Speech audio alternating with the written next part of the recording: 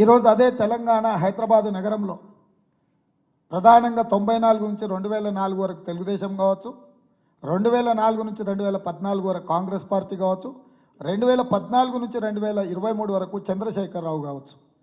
మాకు సిద్ధాంతాల పరంగా వైరుధ్యం ఉండొచ్చు, పరిపాలన విధానంలో భిన్న అభిప్రాయాలు ఉండొచ్చు.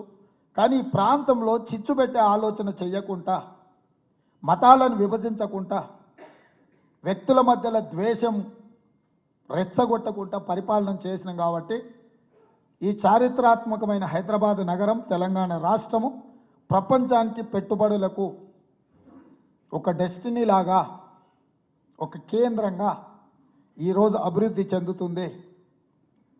హైదరాబాద్ నగరం విశ్వనగరంగా మారడానికి అన్ని అవకాశాలు, వనరులు, చిత్తశుద్ధి, రాజకీయ లక్ష్యము, పరిపాలన సౌలభ్యం ఉన్న తెలంగాణ రాష్ట్రం హైదరాబాద్ నగరం